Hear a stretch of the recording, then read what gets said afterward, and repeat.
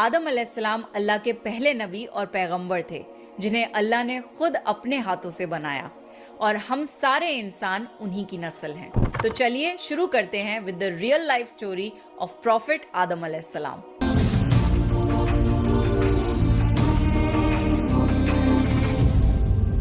سورہ بقرہ میں اللہ نے آدم علیہ السلام کا ذکر کیا ہے۔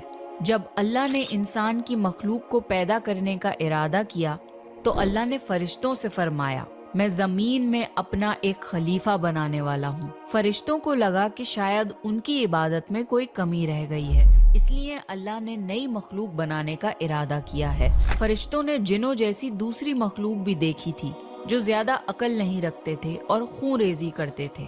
فرشتوں نے اللہ سے کہا، اے اللہ، ہم تیری تسبیح، حمد اور پاکی بیان کرتے ہیں۔ کیا تو ایسی مخلوق پیدا کرے گا جو زمین میں فساد کرے گی اور خون خرابہ کرے گی؟ اس کے جواب میں اللہ نے فرمایا، جو میں جانتا ہوں وہ تم نہیں جانتے۔ فرشتوں نے آپس میں کہا کہ اللہ تعالیٰ جو بھی مخلوق پیدا کرے گا وہ ہم سے زیادہ علم نہیں رکھ سکتی۔ پھر اللہ نے آدم علیہ السلام کو علم سے نوازا اور انہیں کچھ چیزوں کے نام سکھا دیے۔ پھر اللہ نے آدم علیہ السلام کو فرشتوں کے سامنے پیش کیا اور فرشتوں سے فرمایا کہ تم بتاؤ ان چیزوں کے نام اگر تم سچے ہو۔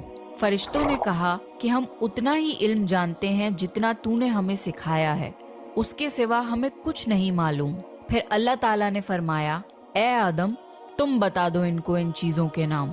پھر جب آدم نے ان چیزوں کے نام بتا دیے تو اللہ نے فرشتوں سے فرمایا کہ میں نہ کہتا تھا کہ میں آسمانوں اور زمین کی پوشیدہ چیزوں کو جانتا ہوں۔ پھر اللہ نے فرشتوں سے فرمایا کہ تم آدم کو سجدہ کرو، تو وہ سب سجدے میں گر پڑے مگر شیطان نے سجدہ نہیں کیا۔ اللہ نے فرمایا کہ اے ابلیس، تجھے کیا ہوا کہ تو سجدہ کرنے والوں کے ساتھ شریک نہ ہوا؟ شیطان نے تکبر میں کہا کہ میں ایسا نہیں ہوں کہ انسان کو سجدہ کروں جسے تو نے کھنکھناتے ہوئے سڑے ہوئے گارے کی مٹی سے بنایا ہے۔ میں اس سے بہتر ہوں، تو نے مجھے آگ سے پیدا کیا اور اسے مٹی سے پیدا کیا ہے۔ اللہ نے شیطان سے فرمایا، یہاں سے نکل جا، تو مردود ہے اور تجھ پر قیامت کے دن تک لعنت برسے گی۔ شیطان نے کہا، مجھے قیامت تک مہلت دے۔ اللہ نے فرمایا کہ تجھ کو مہلت ہے۔ شیطان نے اللہ سے کہا کہ تو نے مجھے گمراہ کیا ہے، میں قسم کھاتا ہوں کہ میں انسان کی سیدھی راہ پر بیٹھوں گا، پھر میں ان پر حملہ کروں گا، ان کے آگے سے بھی، پیچھے سے بھی، دائیں سے بھی اور بائیں سے بھی، اور ان میں سے اکثر کو تو شکر گزار نہیں پائے گا۔ اللہ نے فرمایا، تو یہاں سے نکل جا ذلیل و خوار، جو ان میں سے تیرا کہنا مانے گا تو میں ضرور تم سب سے جہنم کو بھر دوں گا، بے شک میرے خاص بندوں پر تیرا ذرا قابو نہیں چلے گا۔ جنت کی ساری نعمتوں کے باوجود آدم علیہ السلام جنت میں اکیلا محسوس کرتے تھے۔ پھر اللہ نے حوا علیہ السلام کو بنایا تاکہ آدم علیہ السلام ان سے سکون پا سکیں۔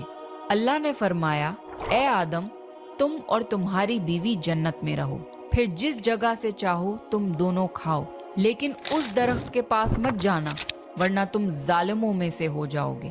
پھر شیطان نے ان دونوں کے دل میں وسوسہ ڈالا اور کہنے لگا، تمہارے رب نے تم دونوں کو اس درخت سے اس لیے منع کیا تھا کہ تم کہیں فرشتے نہ بن جاؤ یا کہیں ہمیشہ زندہ رہنے والوں میں نہ ہو جاؤ۔ اور شیطان نے قسمیں تک کھا لیں کہ وہ ان کا خیر خواہ ہے، پس مردود نے دھوکہ